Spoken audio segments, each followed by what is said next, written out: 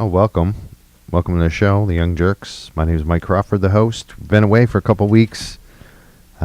Missing y'all, but we're back. We're in a new location. A lot of things are happening, a lot of stories, news, activity. Probably get a lot of phone calls today, too, good and bad. We'll take your calls. We'll take them early, but if you're going to call, you better be listening, because I know a lot of people want to call about the free weed. We talk about free weed today. We're gonna hopefully give away some free weed. People send me stuff, give me stuff. I always give it away to patients. We're gonna actually talk about this today, giving away things, free weed, giving away cannabis. My name's Mike Crawford. I got a special guest here. I don't want to just talk about free weed, but if you want to call in about the free weed, you can definitely do so. Our phone number, which I don't have in front of me. I think it's 502-501-3477. Yes, it is. Wow, I'm good today. I don't even need a piece of paper to remember it. Okay, my name's Mike Crawford. I got a great guest here, too. We got some great people here. We're at a new location, number one. I'll say Dig Boston, which I love. This is, I'm very excited to be here, I got to say. Yeah, I've written for this publication for a long time, on and off. I was previously like a weekly columnist here for many years. No, maybe a few years, a couple years. But more recently, I just do it once in a while when I can. But it's really good to have the Young Jurks here at Dig Boston today, their headquarters. We're really happy to be here. But we also have a special guest here. It's a return guest, but it's also a first-time interview about something special here. Last time she was here, she was an alderman or an alderwoman. I don't know what you call it, from Melrose. She was here in a great episode with Shalene Title, with the Somerville City Councilor, Ben. Ben Ewan Campen, yep. Thank you. Yep. I actually just listened to that, and I didn't want to do it again. I didn't want to screw up the Ewan. It was nice to have another person whose name was a little challenging. Yes, Yep. Challenging for me. Yeah. Almost all of them are, except for Shalene Title. So you were on that episode. That was a great episode. It got a lot of views. You're back, and recently we talked about that, I think, on that episode maybe, or other episodes, about, when you have these councils and they're called aldermen and you have a female, it's really strange, and kind of a push to change it to city council, and it's since happened, right?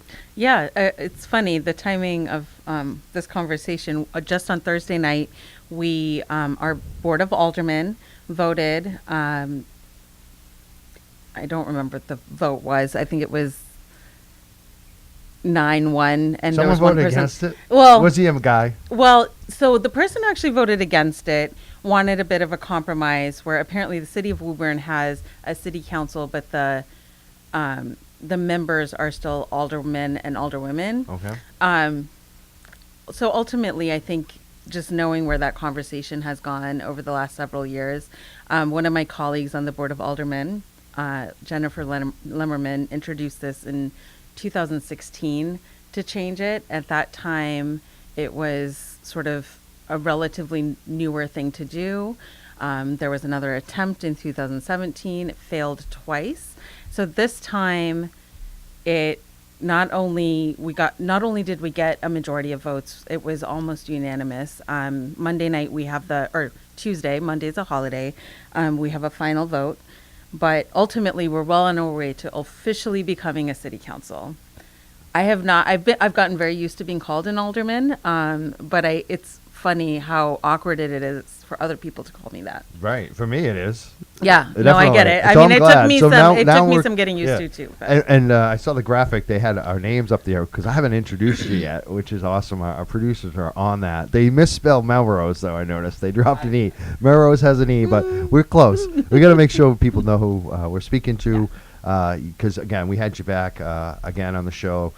You were an alderman from Melrose, Yep. and now we're calling you city councilor Yep. of Melrose city councilor. You're also, this is the great news, is that you've announced that you're running for mayor of Melrose. Yes, I am. And this is your first interview on This the is my subject. first official interview. And your name is Manisha Yes, Butra. correct. Manisha Butra, that's right. And I tried to practice that to make sure I got it right. If I don't get it right again, I at least got it right the first time. Yeah, well, you did, and I think the effort is a lot of it for me. It is. I'm trying, even though I'm not always good. So I try. But again, if you want to call in, you can definitely call in. We have a lot to talk about, though. I mean, last time you were here, it was a cannabis discussion about what was going on in the city and towns. So I don't want to leave that out. I want to get to a lot of the other things that are going on in Melrose while you're running for mayor. But I want to just get right to that because I think there's been updates and you were really good. Like in that episode, I listened to you, and you really came from this, not knowing a lot, and you really got to the place where you should be. I really feel quickly, and we're a good advocate for our cause of cannabis and equity and making sure it's done the right way. Where does that stand right now in Melrose? What is happening in Melrose on cannabis? When we last met, our planning board had put together an initial proposal, but we hadn't yet voted on it or discussed it at the Board of Aldermen. Again, as you know, a lot of communities were facing the end of their moratorium for recreational marijuana. And so the initial planning board proposal included this area near Route 99, which is a little out of sight, out of mind for most of Melrose. And it also included an area near Oak Grove with the intention of being transit accessible. So there's a transit accessible location as well as an auto-oriented one. That location, the neighborhood came out in a lot of opposition to that particular location. The Oak Grove. Yep, the Oak Grove area. Not surprised. Yeah, and I think, there's a lot of there was some interesting back and forth because on the one hand, it's right on the border of Malden, and Malden could very easily have a retail shop right on the other side of the border, and a lot of the concerns around traffic and things like that could still impact the folks on the Melrose side. I do think there were some interesting points raised in terms of how that neighborhood in particular has seen more development than a lot of other parts of the city, and I was sympathetic to that. But I think there were a lot of things that came up. There was also a daycare in that area, and as you can imagine, there were the concerns that came up around that. It was an interesting conversation, but ultimately it came across as sort of a no-go when we had our joint hearing with the planning board and the Board of Aldermen. And so the planning board went back to the drawing board. They actually took that zone out and replaced it with some areas in our downtown. Again, I think there were a lot of interesting points made, and as to what I might have liked to see is actually allowing it in both locations, Right. because from a business opportunity perspective, it wouldn't have been, I think, a panacea where we Sure. would have had one in every district per se. I think there's a lot of different challenges as it is to barriers to entry in terms of being able to open. open. Even get to sell that first plant. Yeah. But ultimately, our downtown, so my perspective was I supported the second proposal. I think there were I heard a lot of interesting feedback from the community. Again, there's a lot of fear around this new use that people aren't used to thinking about, but also marijuana has been illegal for so long. And I think there's, as you know, all this stigma around Sure. it. A lot of concerns around sort of it being within walking distance of the high school. And I am concerned about youth access. I think the reality is it's going to be in our communities, whether it's in our downtown or not. Yeah, I think access is a reason we should make it legal. When I was a kid, I grew up in that kind of, late 80s, culture where Right. it was harder to get a six-pack of beer than it was to get weed, Yeah. cocaine, acid, whatever else you wanted, you could get in 5 minutes. It was I somewhat hard. You had to find someone 21 plus that would actually go buy you alcohol or steal it from them. I mean, that was the choice when you were a 15-year-old kid. Right. But I could get any of the other stuff like right away. Yeah. And often what you'd find in the high schools, and I was later a coach and a teacher and worked with kids, is that and the saddest stuff when I was coaching and teaching was seeing 15, 16-year-old kids selling this stuff in the schools.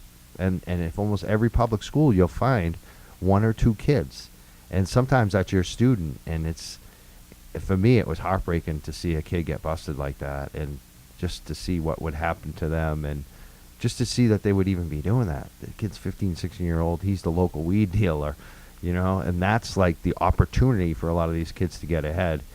And I think that we should take it away and give it to the adults, and allow the adults to decide, not a another story I always told was when I was a waiter bartender. One of the bartenders had a relationship go wrong, and he used cannabis. He was a bartender, and the woman went and told the local police officer that he sold marijuana to kids. And so the local police officer came in and asked him about it because he knew him. And I was standing right there, and he said, "No, I don't sell weed to kids. I buy weed from kids. I'm like a 50, 60-year-old bartender, and I have to go buy it from the guy who's, a dishwasher or the prep cook out back. He's 17. He's got the best stuff." Shouldn't it be the opposite? Shouldn't it be the 60-year-old decides whether the 7 versus, it's There's so something outrageous. So really insidious about that, and how that pipeline must have been. And I mean, that was, you're talking about, you grew up in the 80s. I think every single decade since then, that has been true, at least about weed. I don't, whether or not other substances. But yeah, and then it's not always the other substances in every school, and not every school has a weed dealer, but a lot of them do, and a lot of them do have other substances too. Most high schools, I'm aware of. It's just that is.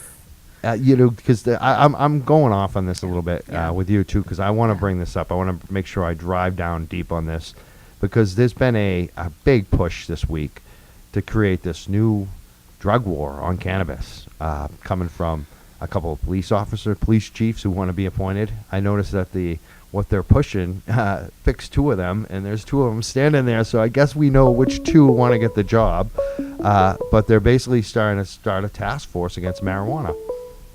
And they're not talking about gifting cannabis. They're not talking about open no shops. They're just talking about arresting people and throwing people in jail. So I want to ask you about that. But we also got a phone call. So, and that's one of the reasons why we're going to start giving away cannabis on the show. We're going to give it away to people. Who's on the phone? Nobody. All right. We'll let the call go. Hello? Oh, now you're there. Who's this? Oh, hi, it's Pat. I was told to call this number at 6 o'clock for free cannabis. Oh, you want some free cannabis, huh? See, have you ever listened to the show before? I honestly haven't. All right, what's your name? Pat Sullivan. Pat Sullivan, okay. We are going to give away free cannabis. We have some ground rules. We haven't even gotten to them yet. But we want your calls. Like, you're not disqualified. You're, like, in the running right now. And we're going to do this all the time. So there's, like, multiple chances. The number one thing is you got to check out the Young Jurks on our Facebook page and start listening. We have a live broadcast going right now. So you're in the running. Pat Sullivan, where do you live? Are you local? Because one of the big rules is we can't mail it to you. It would be a federal crime. You're going to have to pick it up from us if you win the contest today. Yeah, I'm on Cape Cod. Okay. So you're probably out for today unless you can get up to Boston. What, today? Yeah. Or this week. Or next week. What's that? Or next week. Yeah. Yeah. I got another. We have a guest here sitting, Pat. Do you have a question for her? She's running for mayor of Melrose, the city of Melrose. Do you have any comment or question for her? Running for mayor of Melrose. I honestly can't think of have a question for you off the top of my head. Maybe you should ask her if she's got any free weed. What? Do you have any free weed, Miss Mayor wannabe? I do not have any free weed. She's a city councilor. I don't know. I Are you trying to buy her a vote? Are you trying to get you a vote buying, weed buying? No. You know what? I thought this was. I don't know. I was just told to call this number. So yeah, I love it. It's gone viral. People want the free weed. That's awesome. I want you to keep listening to our show. My name's Mike. I'm glad you called in, Pat. You are definitely in the running. You're not out right now. Okay.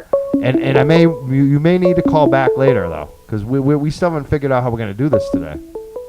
Okay. But it's an ongoing contest, and we will be giving away free weed, I guarantee you. So we'll talk to you soon. Thanks for calling. We got other calls. Thanks, Pat. All right, we got another call. We'll take it. We'll take one more call, and then we'll wait on the quash the calls for a little while. Who's on the phone?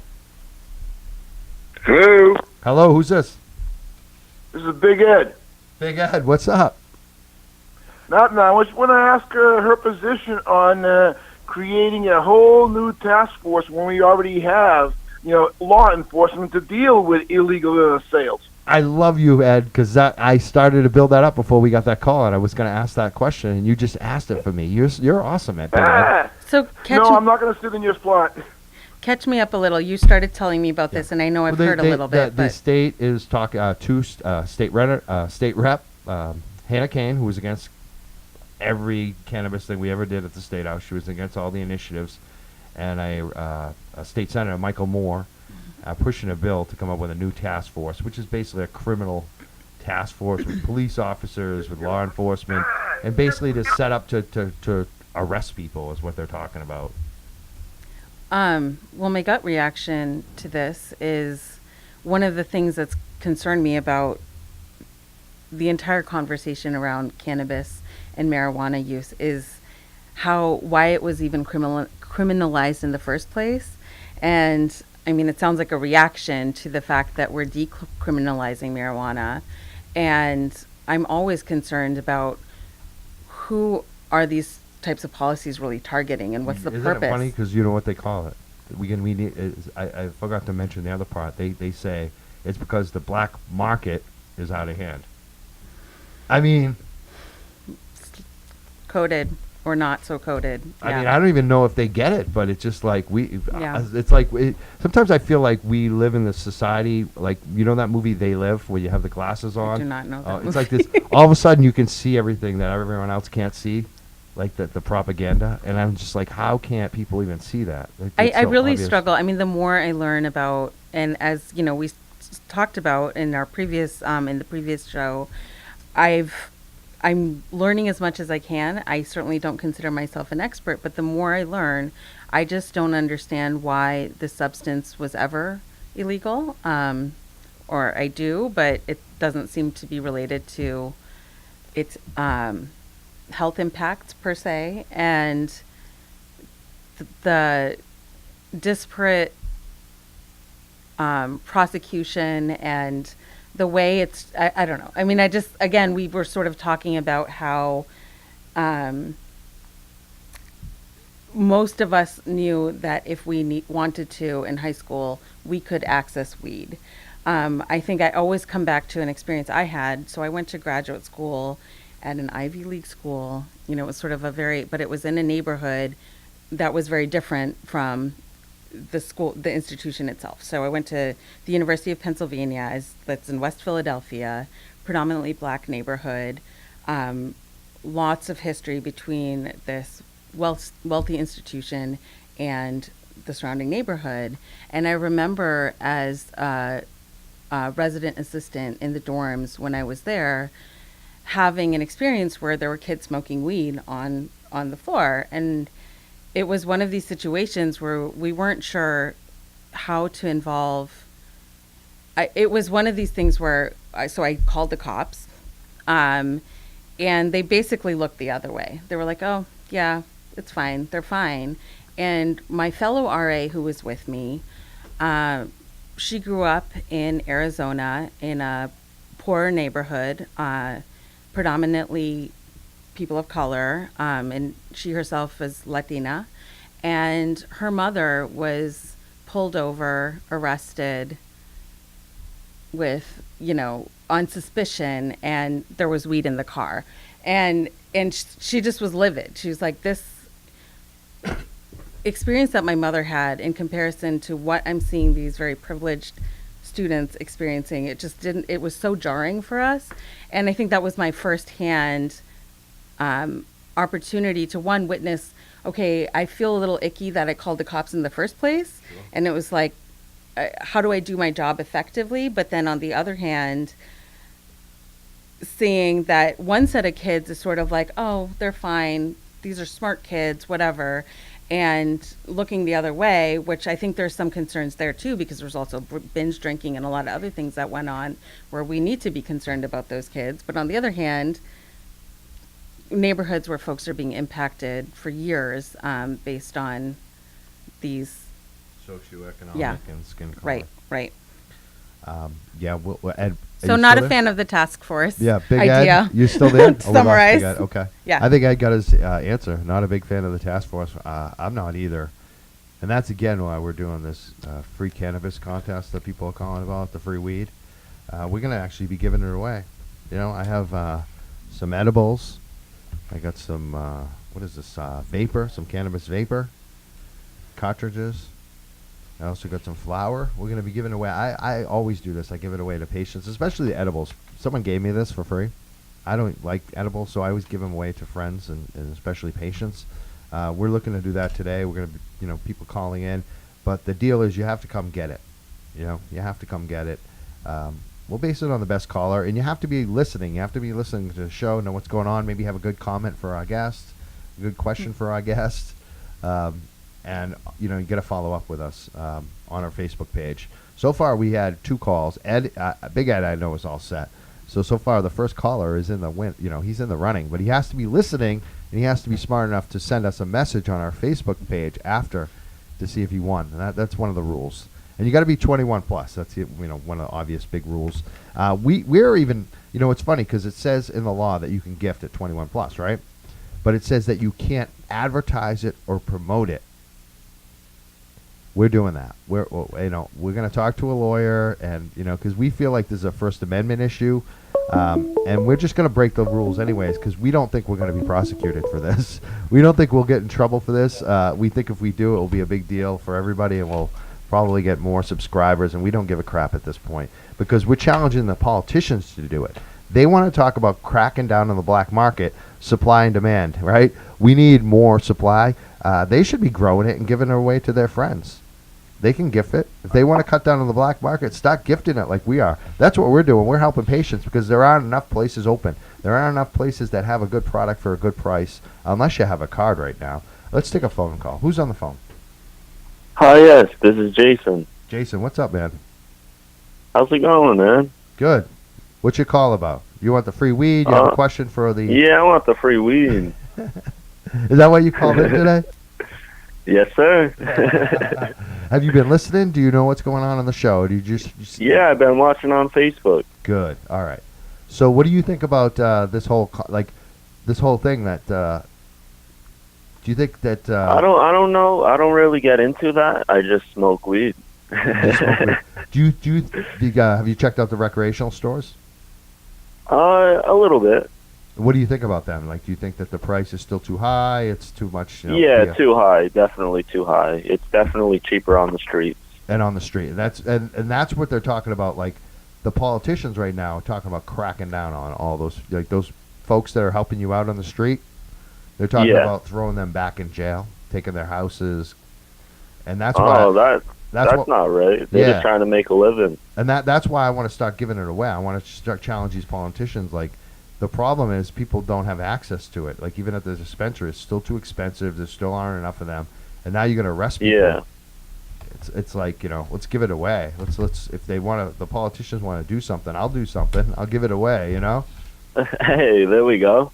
So what I want you to do is give us your quick pitch on why you should win this week's stash. And we got some edibles, we got some vaporizers, we got some flour. What product do you like the best? Number one. Probably the edibles. Okay, so you got the gummy bears, sativa, 300 milligrams. You're in the running for them. What you got to do now is send us a message after the show on our Facebook page so we know who you are. Okay. And you have to be able to come and get them.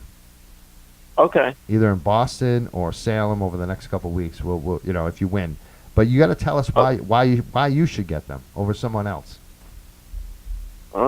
I don't know really how to answer that question. That's all right. I like that answer. You know what? You know why I like you right now, and why you're like jumping ahead because you're honest.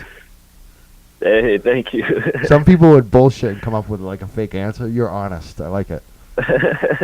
So thank you for Thank calling, you. and keep listening. Send us a message too on our Facebook page. All right, I will. Thank you. All right. We're the Young Jerks. We're here with Disrupt Boston. We're coming today from Dig Boston headquarters in Boston. We're very excited to be back in the city of Boston. We're with a city councilor from Melrose, the city of Melrose, Manisha Putra.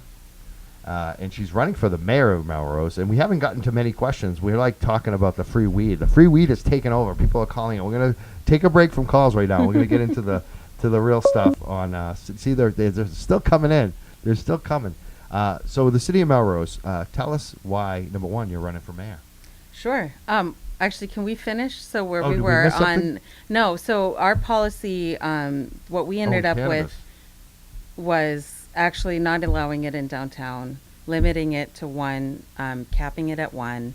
And we already have one medical dispensary in that Route 99 area. So we're limiting one retail and one, and only allowing the non-retail uses in that area. That was the outcome. It was a little disappointing for me because I was concerned that we were making decisions kind of out of fear. But I think a lot of folks in the community, it's just it's new for folks, and so I respect that. I think it's challenging, but your think previous they'll callers were revisit? asking about cost, and when we limit opportunities, the cost goes up. That's right. So I mean, think that's what Big Ed, when he called in, that's what he's concerned about. He's yeah, trying to and open- I think it's like with each city and town making these incremental decisions, the impact over the whole region is going to be significant. High cost. So This is why people go to the black Yeah. market. right. So So, do you think that there's an opportunity later to revisit that and change? that's certainly the way my colleagues left it, and I do think that, again, I think everyone feels like they're dealing in unknowns, and that is, I think, the reason the vote went the way it did. So absolutely, I think, give it a year, of just like how we've now seen, I think the tide has really turned even on on dispensaries. I think when that was going in initially, there was a lot of concern in the community, and now everyone's like, oh, we get it. We Yeah, understand medical, just not recreational. Yeah. So I suspect, that's going to change over time, and that we could even do that change proactively. But I think people need to see it to believe it, which, again, for me, I feel like we had an opportunity, to overcome some fears by trying it out, but I understand where we're at as well. So anyway, you were asking me why I'm running for mayor. Why you're running for mayor. And before you get there, I'm glad Yeah. that you made sure we finished the cannabis Yeah, question, yeah. because people would have got mad at me. Yeah, no, I'm like, the outcome wasn't probably what, all of your listeners wanted to hear, but I wanted to make sure that I was clear about where we left that, as a community. So It's important to know too that you were fighting for that second spot. You wanted them to see that. Well, I just believe, so I'm a city planner. I see these zoning conversations play out, whether it's affordable housing we're talking about. And I thought a lot of the same things that were coming up related to Exactly. cannabis were things I hear about housing or about any other type of use. Parking concerns, any new business is going to bring parking concerns. And we've seen other cities figure out ways to manage that. I think having things eyes on the street is another way of mitigating some of those safety concerns. So there were a lot of reasons why I thought I was concerned we were operating out of fear, and zoning based on fear. But at the same time, we're taking a cautious approach. On some level, that's what the community wanted, and I respect that. And I think we need to, maybe revisit it in a year or two once things have been more established. But that's kind of the lens I came from, is looking at the evidence, talking with people in the industry, but also researchers who understand the public health impacts, understand the sort of revenue aspect, and wanted to really see us make a decision based on evidence and not fear. Excellent. But I was just checking out the comments on Yeah. our Facebook Live. Yeah. people are commenting. Dave Crespo from Melrose is talking about it because he's from Melrose, one of our former former owners at our old station, WEMF Dave. Radio, watching. Yeah, and I also mentioned Melrose, 1952. My grandfather graduated. Yeah, I think I was like, Melrose I remember High. you had I some to look it Melrose up, connection. and I found his yearbook online. He was a great basketball player and football player. 1952, Melrose High. So I got Melrose connections, but I don't live there anymore. I can't vote for you. But other people are looking to vote for you for running for mayor. Why did you decide to run for mayor? Why should people support you? Tell us about why. Sure. So I think this is my dream job. I'm really excited about it. And I feel even more confident that that's true. In the last few days, I actually left my salaried job so that I can campaign full time. You doing housing too? I was working in housing, and before that I was working on sort of more comprehensive land use planning, which I can talk about in a minute. But I have been feeling nothing but just excitement and just feeling so happy because I know this is a big risk, but it feels like my calling in many ways. I think this is an opportunity where I will be able to bring. I have a unique skill set that I will be able to bring to the city of Melrose. I'm a city planner. A lot of my work has been with cities and towns throughout my career. I work with municipal government on a daily basis, and I've had clients, including the city of Melrose, all over greater Boston, from towns as small as Boxborough all the way to Lynn. As I was mentioning earlier, I went to graduate school in Philadelphia, so I did planning work for the city of Philadelphia, which is a city of 1.5 million people. Big city. So I've worked with municipal governments across a whole range, but particularly over the last 11 years here in the Metro Boston area. So I bring an analytical and sort of technical skill set, but other things I have to be able to do to be effective as a planner, and I think ultimately effective as a mayor, are I'm really creative. I'm able to sort of think about what are these ongoing policy challenges that we are facing as a community, and how can we maybe ask the questions differently? How can we bring people together in ways that maybe haven't been tried? Things like that. And I'm a people person. It's at my core, I'm about building community. Again, I mentioned I was a resident assistant in the dorms. That was like a sort of mini version of a 24/7 job where I'm navigating these interesting concerns that come up, conflict resolution, but also really just trying to create a sense of community within wherever I am. And I think that's just been a thread for me.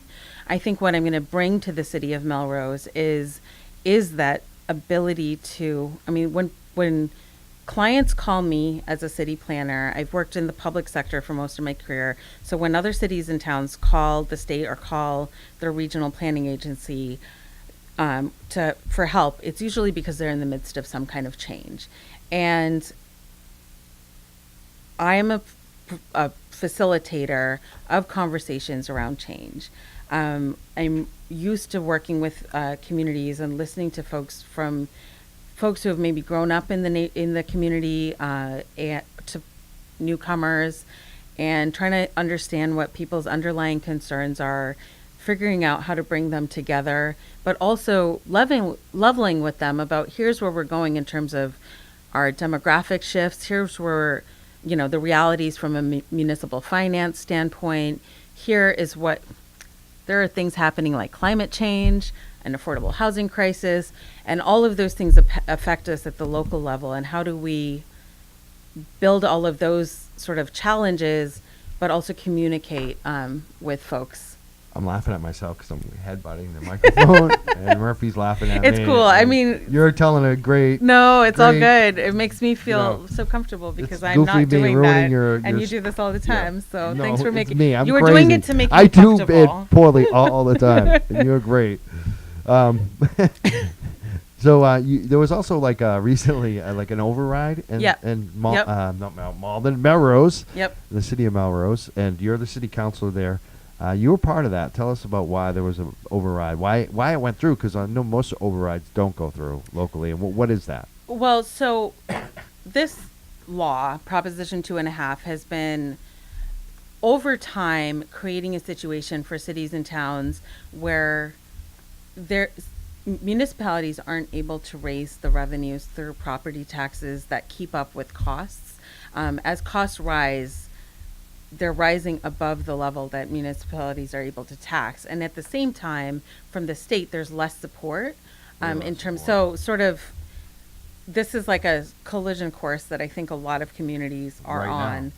on. Like not just Melrose, but every A lot of communities, and a Like lot of where I communities live, have this thing- recently passed overrides as well, because I think there's a recognition right now of really not other great The options. fiscal reality. There's a What fiscal you reality. just said, lack of state funding. Yep. The state funding has gone away, and the Mhm. costs have gone up, and the they can't And tax that's enough. 'Cause and of that's law. the only way, as a community, we are able to control our own destiny is through our the revenues we raise through property taxes. Melrose hadn't had one since 1992, if I'm recalling. All of these talking points were like at the tip of my tongue, and I sort of blocked it out after the vote because it was such a long haul. I didn't really block it out, but You worked on it a lot. worked on it a lot. You had to let it go. once it Yeah, go. no, I've had to like sort of let it go, but we hadn't had a successful one since 1992. For a long time. So we were kind of in dire straits. We There had been an attempt in 2015. It failed pretty miserably, sadly. And now we were just at that much more of a crisis point where we were looking at laying off teachers.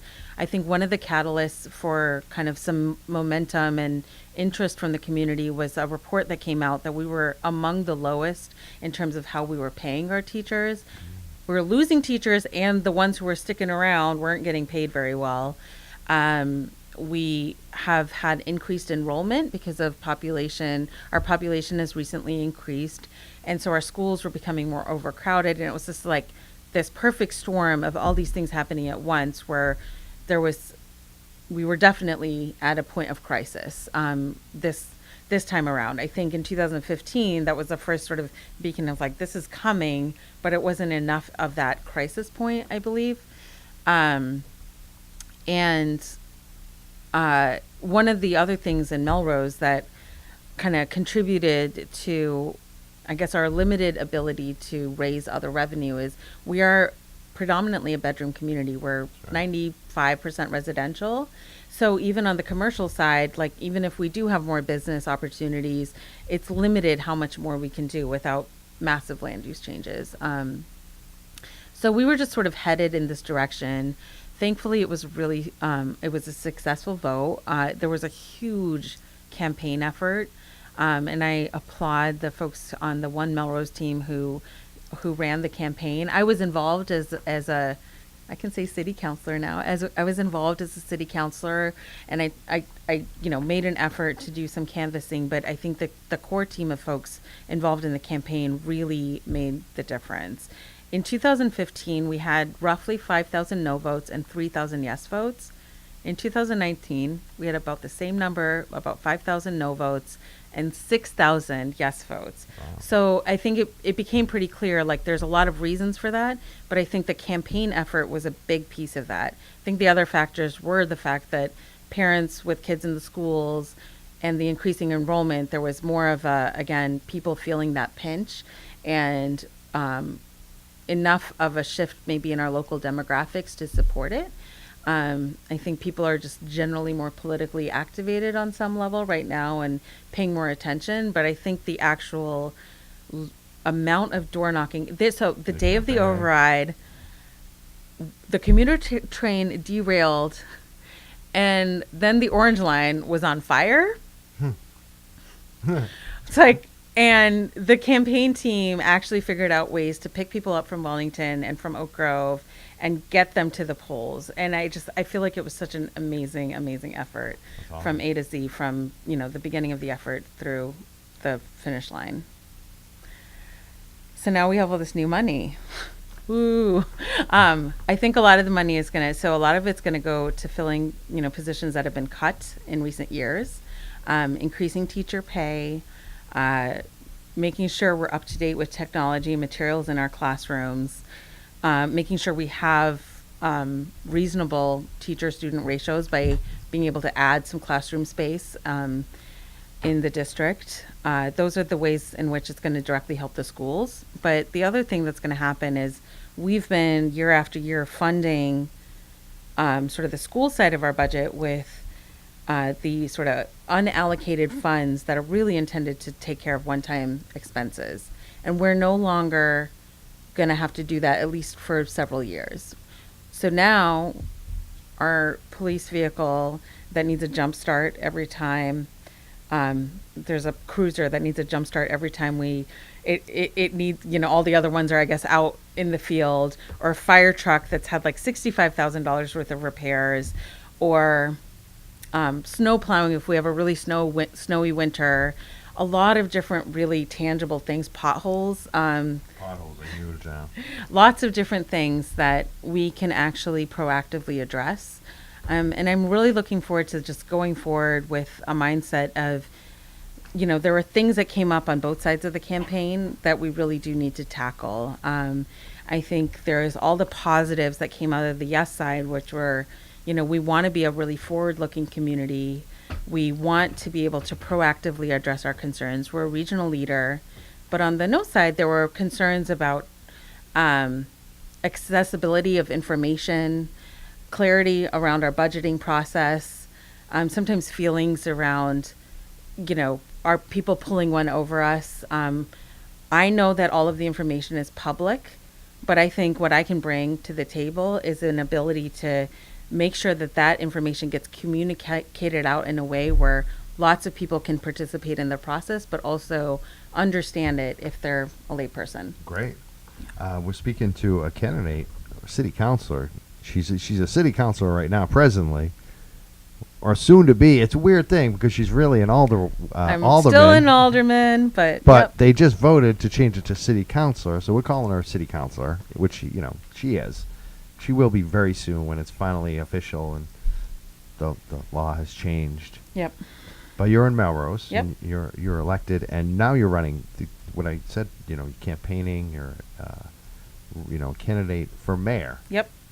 And I'm hoping you win this. Like, what's the I mean, is there a mayor right now? Is an open seat? What's the deal on that? We're in a really funky situation that's sort of like unprecedented, couldn't totally be predicted. Our previous mayor left in the middle of his term to become a town manager elsewhere. And in our city charter, if a mayor leaves office after the halfway point in their term, then the Board of Aldermen president becomes the mayor. And there's a whole backstory there in terms of this happened kind of after the election when I first became an alderman. It happened after the election, but before we actually had a Board of Aldermen president. And so then we had this whole election process or appointment process to decide a president, while knowing it was obviously going to be somebody who was going to become the mayor. The mayor, Gail Inferna, is the mayor. One of her pitches when she said she wanted to take this job is that she was not interested in running for the seat in 2019. She was very clear about that she sort of saw it as a way to cap off her many years in public service. She was looking to retire as an alderman anyway, and this was kind of a neat way for her to finish that up, to finish out her public service career. She delivered us an override, so I would say for that stint, that's a pretty cool legacy. Giving up the seat? She's giving up the seat. That's cool. So it's an open seat. It's the first time it's been open since 2003. Oh, it's great. Yeah. So this is awesome. It's going to be off to the races. Good shot to win this. Yep. So, again, we're speaking into Manisha. I said that right? Yep. Butra. Manisha Butra, excuse me. And you're running for mayor of Melrose. Some of the other things we want to ask you about, like, it's getting hot in here, isn't it? Number one, yeah. A little bit, yeah. I'm like dying, but it's like 80 or something. I know it's really warm outside, and we got lights on us. It's disconcerting in a great way. But I think we'll be all right for a few moments. Yeah. But like, what are some of the things? Like, I know we talked about the money, but are there certain things in the city that need to be changed? Like that would be your focus. I know you kind of talked about transparency. Are there certain things that you really think are kind of missing or that could be done better? Yeah. Like, what is your kind of vision there? So a few different things. So one, I talked about, I really want people to feel like City Hall is open to them. Whether you're a business owner, whether you're a resident, whether you can vote, or whether you're an immigrant who cannot vote, or a high school student who cannot vote, I want everyone to feel like City Hall is theirs and that they have a way of participating in our local government. I think, as an alderman, some of the ways I do that right now are by having a social media presence, trying to make myself available for questions, things like that. But I think as a mayor, that can be my entire, this will be my full-time job. So I think being able to create more opportunities. I think, again, when we were talking on the show last time, I was talking about how, okay, we always tell people to get involved and pay attention to what's going on. And I'm somebody who's pretty involved, and yet I still have to really carefully read our agendas, try to read between the lines to understand what's happening. Difficult. And I think there are other ways we can, beyond sort of city council meetings, where we can have conversations with the community. And then even within the city council meetings, find ways to make that participation a little less intimidating. So that's one thing. It's just creating access and opportunities for participation. I think from a kind of more technical standpoint, I think I've seen things where we sometimes will make these ad hoc policy decisions instead of kind of taking a step back and looking at a system as a whole. So, for example, something that's come up over and over is snow removal in the city. And if you walk places, just because one house not shoveling or one business not shoveling their sidewalk is going to impact you. It's like a clogged artery. Especially if you're in a wheelchair or you're walking Yeah. dogs like I do. And so I think it's awful. recognized that that's a challenge. The actual number of properties within the community that aren't being shoveled is pretty small. And we had this whole discussion several months ago about how do we create an equitable policy for snow removal when some homes have sidewalks, some don't. Not just homes, like businesses, empty lots, parks, whatever. Some areas have sidewalks, some don't. Some of the sidewalks, like mine, I'm lucky to be on a city snow plowing route. So the city actually plows my sidewalk. Right. It's great. Yeah. I'm very lucky. And so there's like an equity question there, right, within itself, right? That one, different people have different things in front of their property. But then the other thing was there was a proposal to kind of create a fine structure where if I'm mad at my neighbor or if I'm really frustrated with a sidewalk not being shoveled, call in. I can call in Snitch and line. yeah, and on some level, I think we do need something like that because there are problematic sort of property owners who need some way, whether it's a fine or just a call from City Hall. There needs to be some sort of system of accountability.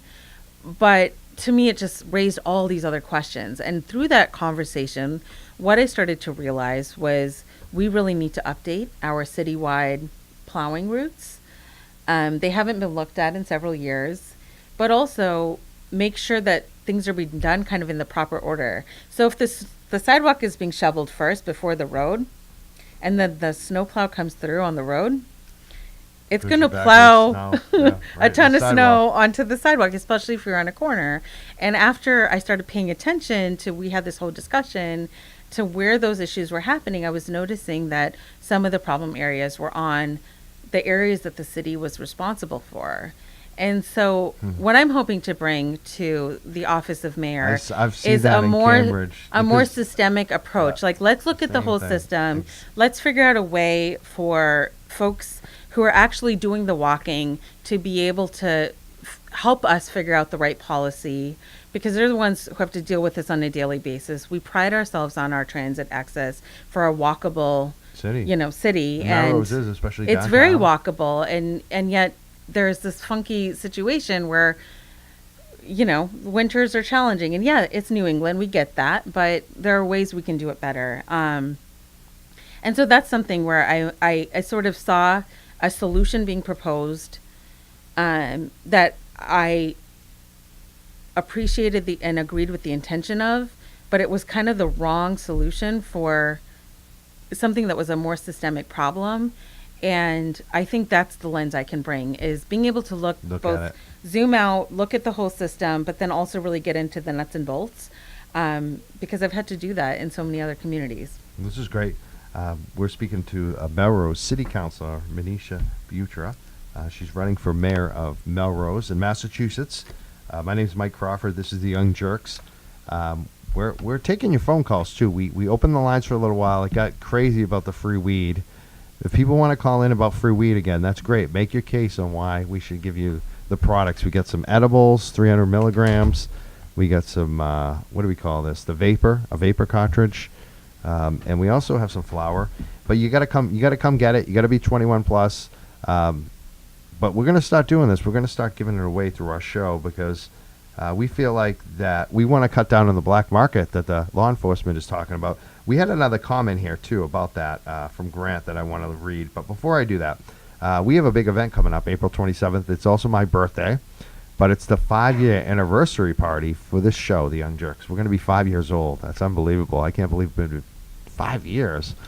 But we're going to have a party. We're doing awards. We have some politicians, some special people. Shalene Title's going to be there, Tito Jackson, Nika Alugado, the state rep. Are you available? Are you going to be able to come down? It's the Down the Road Beer Company on our Saturday at What like time is 6, it at? 7 o'clock. So count me as a maybe. The Okay. reason is it's also my son's birthday on Sunday. Oh. And my mom's going to be in town. Yeah, I'm a mom Okay. with mom. So it's like family stuff. Definitely. Kind of priority I get for it. that weekend. It's definitely one of those weekends where I think I've been invited to 25 events. Oh, and I'm everybody like, is. could it be a different weekend? But, It is. that's how it goes. The event sounds awesome. It is. And it's funny because I forgot earlier, along with this contest for the free weed, we're also giving away tickets. If you want to get in, like some of the other people called today, any person that called today, all you got to do is send us a Facebook message, The Young Jurks, at The Young Jurks on Facebook, or even our Twitter, at The Young Jurks. It's JURKS, either one. Send us a message and just give us your name and that you called in today. And we'll definitely give you the free tickets. Everyone qualifies for the free tickets. We'll just put your name on the guest list. You can get in April 27th, Down the Road Beer Company. It's a big event. It's our 5-year anniversary. It's an award show. We're going to have a couple bands. It's going to be a good time. You should definitely Sounds like come fun. down. Yeah. And a lot of politicians, a lot of cannabis. It's going to be a little bit of everything. It's going to be about this show, too. It's going to be a lot of people from the past and the present from our show, our crews. Everyone's going to be there. Is it going to be, so are you broadcasting? Yes, and we're Okay. broadcasting it live. So it's a live show that the public can come to. Cool. Like, you know how, what's the Pod Saves America? They do that. We're basically doing the same thing that they do that night. So, Awesome. and that's our next show. We're not going to do another show next weekend on April 20th. I'm taking it off. But April 27th is our next show at Down the Road Beer Company. We're inviting you all, and tickets are on sale right now, but you can also pay at the door. Please come down, and if you need to get guest listed, just call into the show. We'll add you to the guest list. 502, what is it, 501? Is that right? 3477. Yes, I got the number right finally. Call in right now, and we'll give you some tickets. We'll put your name on the guest list. You can also be in the running for our legal cannabis if you're 21 plus, and we're trying to cut down on the black market. We're challenging the politicians. We're challenging the commissioners. We're challenging the 2 police chiefs that keep talking about the black market and that there's a rising black market. Well, guys, why don't you just start giving away the products? Why don't you start growing? You can grow legally. Start giving it away. Encourage people to give it away more. And also, you know what else you can do? Encourage that we get to open more stores, that we don't get blocked every step of the way, that we remove some of these barriers on the local and town level, because otherwise this isn't going to work.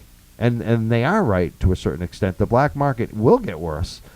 We want to get rid of the black market, but we don't want to bust people. We didn't vote to throw people in jail. We voted to end the black market by making the black market legal. Who's on the phone? Oh, yeah, this is Charlie Baker. Can I get some free tickets to the event? Charlie Baker, you're in. You gonna bring your wife? All right, thank you. Who's? All right. Bye. I think I know who that is. All right. We add Charlie Baker to the list. All right. You know what? I'll just leave the tickets on the state trooper's car when I drive by on the way home. I drive by his house on the way home. Bye. So funny. So we're the Young Jurks, and I'm like sweating and laughing. We also had an issue this week. I'm going to mention alt-right clowns on Twitter. They're really mad at us. They're really mad at Luke O'Neill. They're really mad at a friend of our show. They're really mad at me. They even got me mad at Shalene this week. Like, it's just out of control. People are talking about boycotting us and doing all kinds of crazy stuff, but we think it's funny. And we appreciate the support. We're wondering if we should start paying some of them because, I don't know, we get more calls, we got more Twitter followers. Anytime they start talking about us, it's kind of annoying in a way, but it's kind of fun. I don't know. But we mentioned in that. If they want to come down, they can pay the cover. April 27th. I heard some of them are coming down. I don't know. You think they'll come down, Murph? No, Murphy doesn't think they'll come. But beyond that, let's Murphy is definitely getting some. I'm gifting him some free cannabis today. So we are definitely. That is the first person. He's my producer. He gets free cannabis, and I am advertising it right now. So I am actually. I should not tell anyone. I should just give it to Murph and don't tell anyone. That's usually what I do. But now I am promoting it. I am advertising it. I am breaking the law, apparently. Oh, my God. I do not condone this. Yeah, you don't condone it. I know. But we call this civil disobedience. This is how we actually Fair change the laws. You know, this is how we started. And I'm going right back to it because, this is what the police chiefs should be doing. They should be giving it away to people. They want to stop the black market. Give it away. You think the black market would like that? No. And you know what? I say, I'm going to quit using the illicit market because I think the black market phrase is not. It sounds shady. It is. So let's call it the illicit market. I challenge the Herald. I'll challenge myself from now on. If you hear me saying that other term, call me out on it. It's fine. Illicit market is what we should all be They're creating a task force to go after. To go after the illicit market now that it's become, It's not what we voted on. I don't quite understand. Yeah. And like someone, some people, a lot of comments on that too. People are talking a lot about this on our Facebook page. And people are noting, we have the DEA, we have the FBI, we have the state police, we have the local police, we have the Metco. We have so many law enforcement already. Why do we need to set up something else? And we have the Cannabis Control Commission.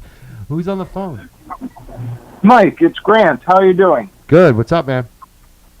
So I had wanted to ask a question to the councilwoman earlier because I thought the conversation you were having about the potential task force was really interesting. Mm-hmm. And so the question I wanted to ask is, currently as this task force bill is written, it would basically bring together the state police, the Cannabis Control Commission, local police chiefs, and try to impose both criminal penalties and tax penalties on services that are operating without permits.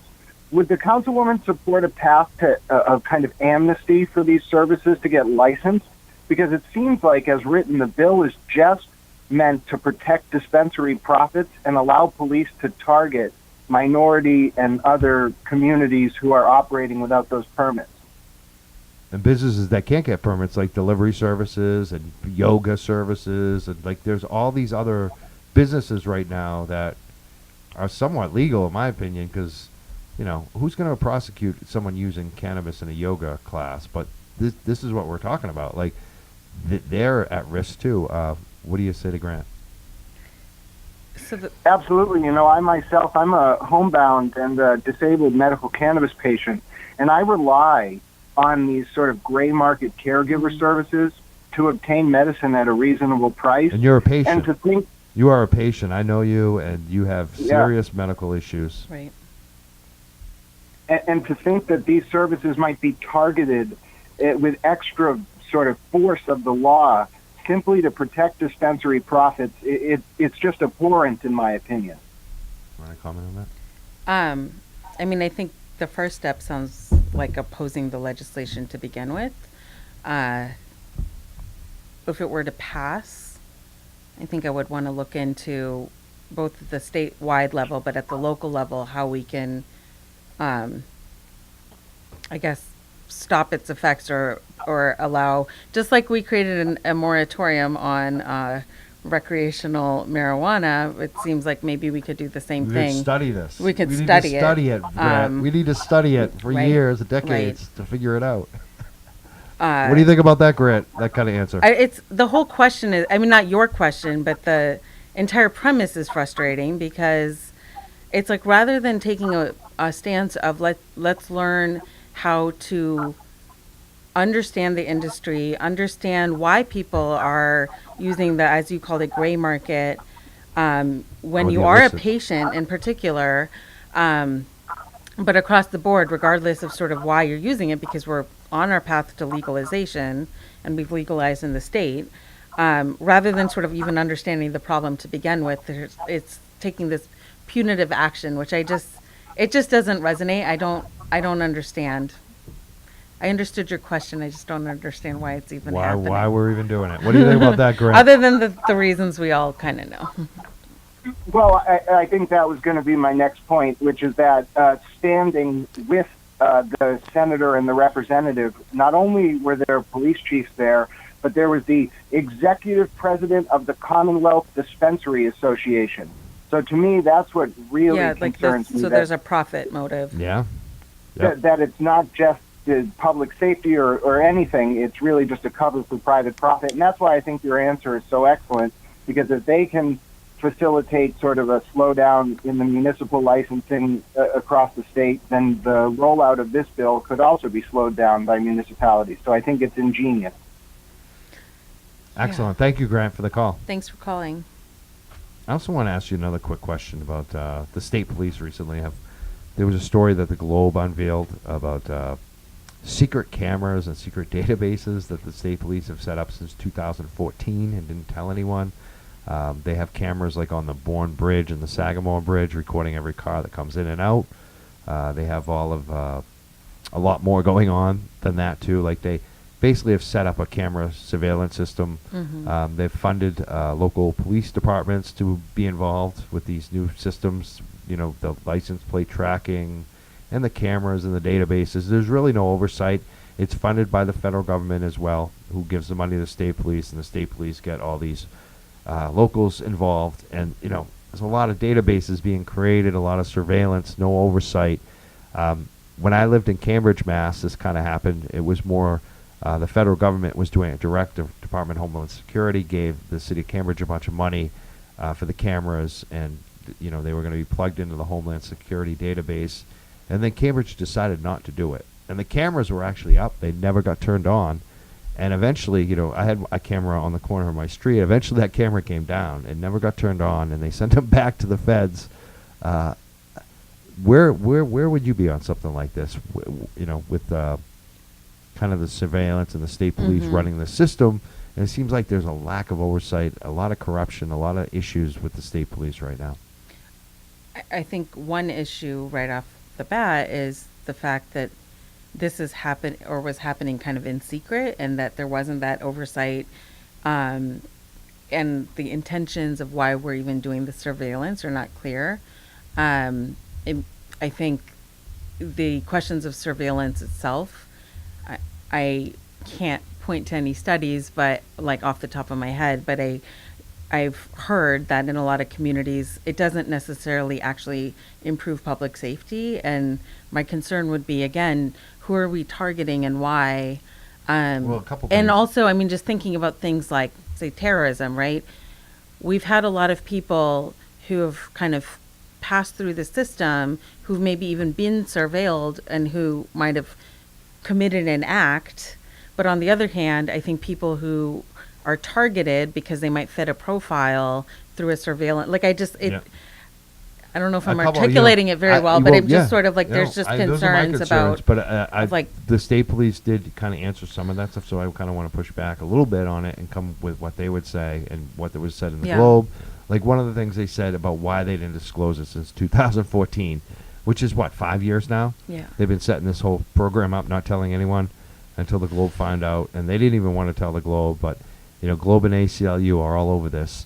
But they said that they were worried that people would sabotage the cameras and the systems, and that a lot of these things are set up on like light poles, and that people would start looking for them and unplugging them and smashing them and taking them out. So that was one of the reasons. And they also said the reason they want them is things like what you mentioned, terrorism, the Boston Marathon bombing, as well as the girls that were recently, one was abducted and killed and one was found, and cameras became very important in those cases. So that's their answer. Does that change anything in your? I think it's something where I would want to understand what, in the experience of.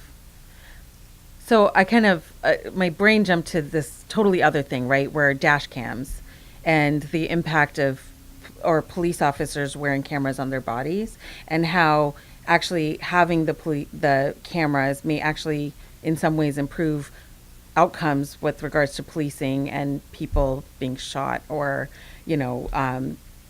or unfairly treated because there's some surveillance or some system of accountability.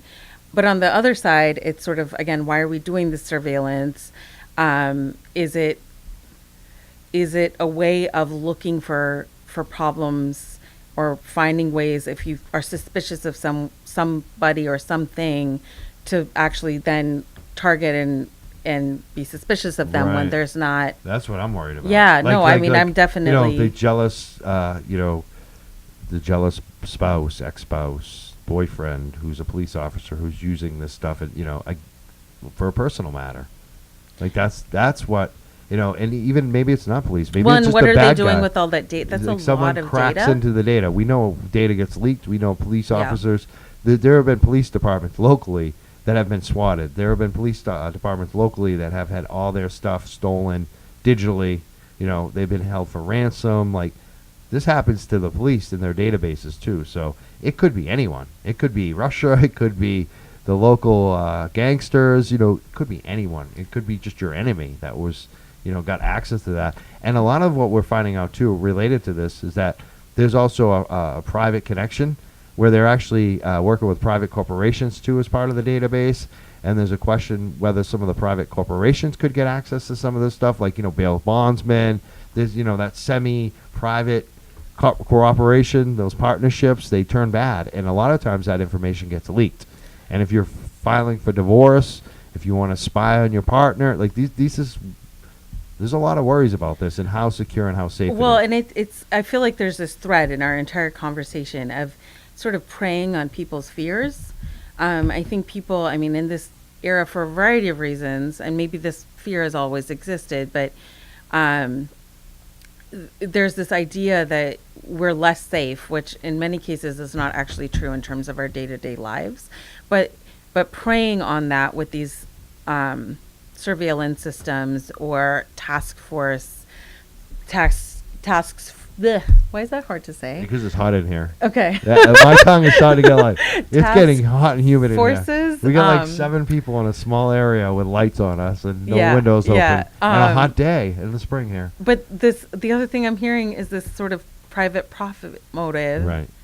that also existed weird. with the task force. I know, right? So Isn't this all? it just makes me think like problems are being presented as being about one thing when they're really someone else's opportunity, the and money. it's not actually what whether it's the state police or whoever, it's not actually what they're saying it's about. Yes. We got a few comments. Robert Hocko, who's a host of Hocko and Carnell, one of the co-hosts. Good guy. He's on our network. Great show. Should totally make sure people are watching and calling for free stuff. I agree with you. He's a good host. He knows what's going on, which we have been doing. But you can still call in if you want the free weed, because people are asking about it online. They're like, "Where's the free weed, Crawford?" Hey, Robert also writes, "Congratulations, Councilwoman, and good luck in your running." Thank you. A lot of people are saying hi. A lot of people are asking about the free weed. Where's the free weed, Waldo? So if you want to call in and state your case for tickets, we'll give you tickets. Grant Smith, we would have given tickets, but he already won them last week or 2 weeks ago. He can. Yeah. But he might want some free weed. Well, you know what? I don't even have to advertise that one. I'm just going to give him some free weed next time we see him, right? He actually gave me some free weed a few weeks back. So this is how it works. Like, We're talking about sharing. We're talking about gifting today. You know, gifts. People gave me these, and I'm gifting them to other patients. So that's what we're doing today. If you want some, if you need some, you let me know, because we're going to be doing more of this. We're also looking for sponsors. We also got a good lead, because we're going to be doing more of this. We're going to be doing more gifting, and we're going to be challenging. We might, if law enforcement or the politicians or the cannabis control commissioners don't like what we're doing, well, we don't like what they're doing. And when they stop their talk about busting people, maybe we'll stop doing this. But, patients need medicine. And if we can help, we're going to help. And I have been helping all along, but now we're going to get vocal about it. And I don't care if I get in a little trouble or whatever, because they say you can't even advertise your gifting to people. I'm not asking for any money. I just give it to them for free. How can you tell me I can't talk about that? That's un-American. 502-501-3477 is our phone number if you want to call in. We're also got a huge event April 27th. It's our 5th anniversary show. Live broadcast from Down the Road Beer Company in Everett. We want you to come. There are tickets for sale right now. You can also pay at the door. April 27th. It's 2 Saturdays from now. You got to come down. Starts early at 6 p.m. It's an all-night event. It's going to be fun. Whole cannabis community going to be there. A lot of people from the political world. It's going to be bringing 2 or 3 worlds together. A lot of advocates. You're going to meet a lot of people. A lot of people with causes that maybe don't necessarily interlap, but they really do. So it's going to be a great networking night for cannabis, for politics, for local community, for everything that we do. And we're giving back that night. We're giving some great awards. We're going to honor some great people. I can't wait for it. It's going to be a lot of fun. We just ordered the awards today. Ooh, fun. So we know who won at this point. You can quit voting on the polls. And we're even going to give away a few other awards that we didn't even vote on or announce. So there's a lot happening that night, April 27th. We're going to be filming as well. Come down. April 27th, we're giving away the Michael Malta Activism Award. I think one of his daughters is going to be there. We're going to have some special people. Tito Jackson, State Rep Nika Elagato, and many more. There'll be some surprises. There will be. I can't wait. So I'll see you then. That's going to be our next show. We're going to take off this weekend. I want to thank you so much for coming in Thank today. you for having me. My guest, a city councilor from Melrose, running for mayor. Yep. How can people look you up and support you? So my website is manishaformelrose.com, ManishaForMelrose.com. Manisha for Melrose. I also have a Facebook page, which again, if you look up Manisha for Melrose or my name, Manisha, last name Bewtra, you'll be able to find it. Instagram, Twitter, all of those. You can find me. And then more officially, as in my current role as a city councilor, which it's going to be still Board of Aldermen on our website, because this isn't officially this changed. isn't a done deal it's in yet. Process. You can go to cityofmelrose.org and you can find me there as well. Awesome, and they can give you money too. Contribute. ManishaForMelrose.com. That's correct. Awesome. There's a donate button right on the page. There is a donut button. Definitely. And you came with Jane Allen today, who's a friend of the show. She's been on the show. We love her. Is she obviously supporting you? She is. She working She's on the my campaign? committee chair. Oh, yes. She has been my support system since I announced and since before. I think she might be the first person. So I had the thought in my head, like I might want to run for mayor. And then I saw her, and she said this to me, and I wanted to honor her by making her my committee chair, because she has been amazing for me. She's awesome. Yeah. That's great. I'm glad to see that.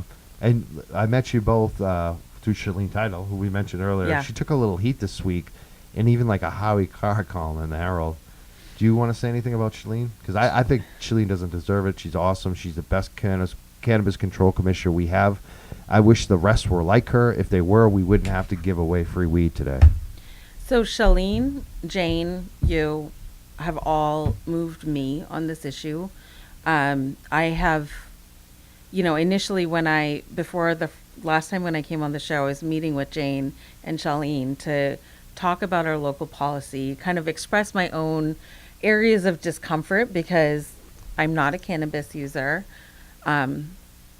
And we've all kind of been surrounded by all the misconceptions around the stigma, the history, And I felt in talking with Charlene in particular, but all of you, those misconceptions just melt away. And her whole thought and her approach to legalization across the board and how that can ultimately actually lead to better public health outcomes, and ultimately make us safer, maybe in some ways decrease the more harmful Hardcore drug drugs. use. Opiates. Right. I mean, the more I learn about marijuana and how it can help with things like seizures, it can be counter to opiates, which are much more deadly and more addictive.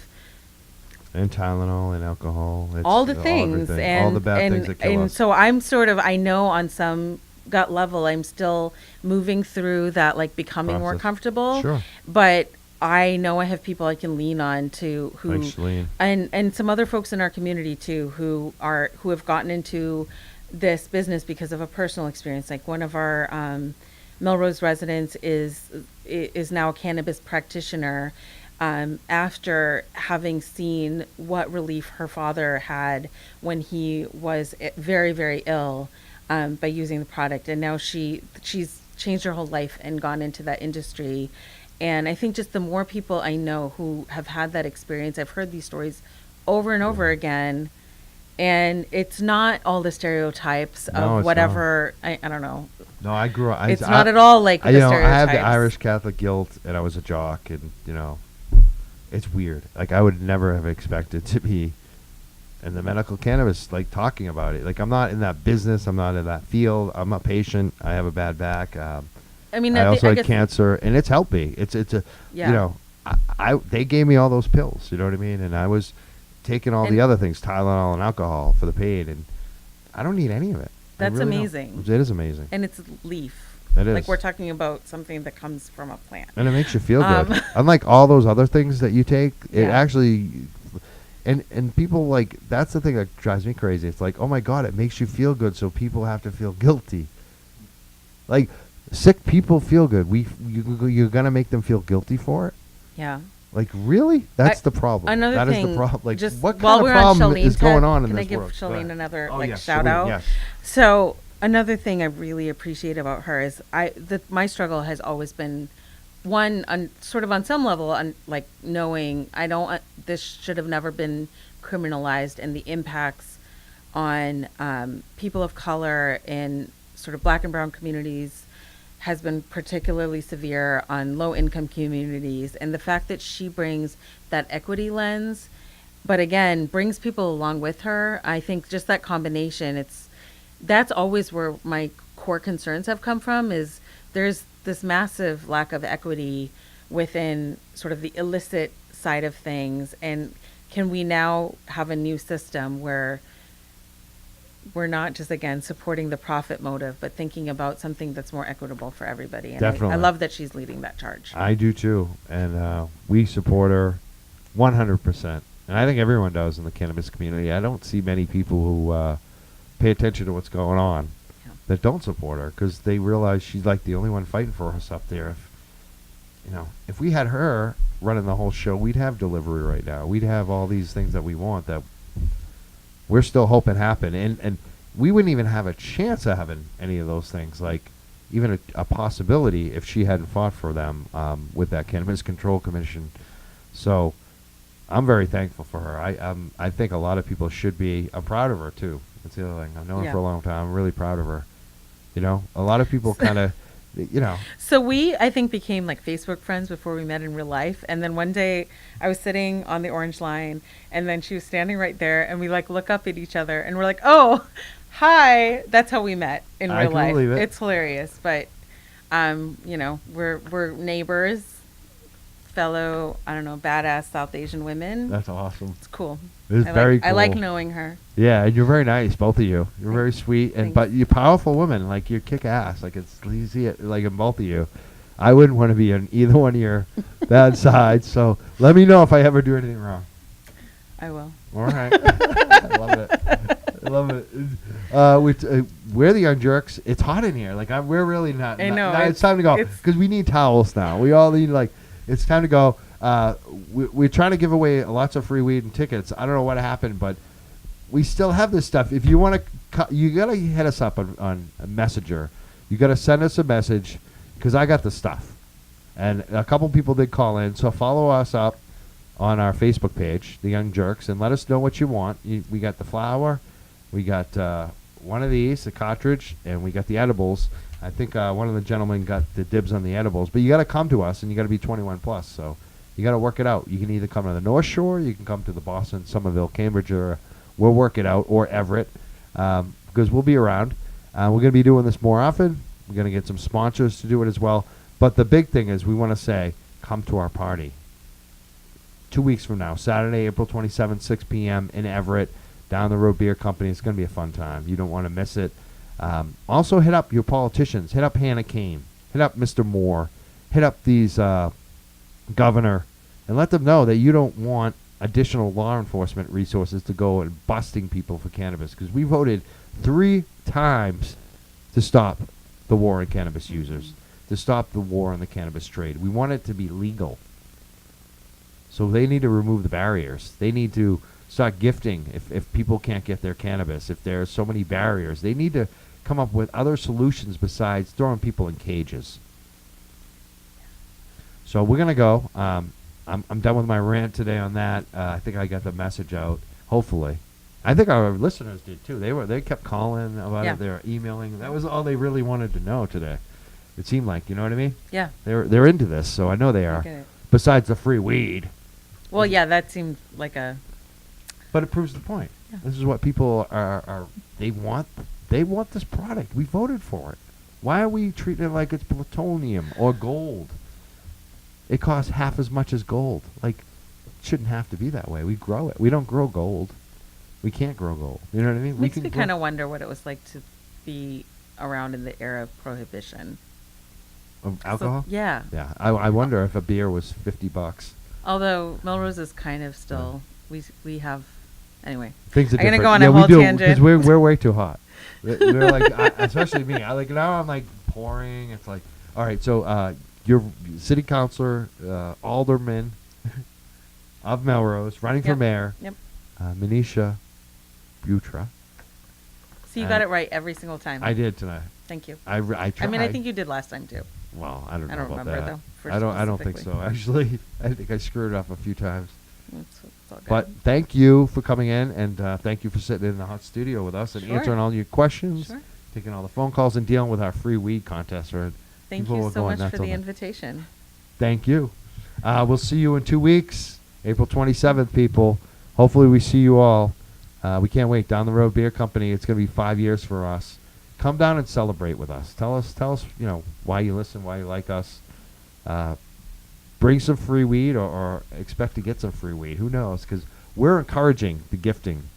We're not saying that we're announcing gifting at that event, but I wouldn't doubt if the community shares a lot, because they always share with me when I go out. So we'll see you there, April 27th. We can't wait.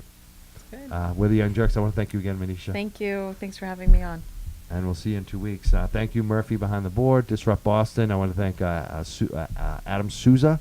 It's also filming today. We're going to have some new video clips to share with our audience. We're working on a lot of things over here. We want to thank you for the support. We also want to thank New England Cannabis Convention. We won a huge award 2 weeks ago, 3 weeks ago, whatever it was. But this is the first show since then. We won this journalism award at their big convention. We're still on a high about that. Like, that was not expected. We won over the Globe and Big Boston and some bigger outlets. So we want to thank them. We want to thank the community for voting for us. And, it feels like we need to really deliver now. So thanks for putting the pressure on us, audience and supporters. We'll see you in 2 weeks. Thank you.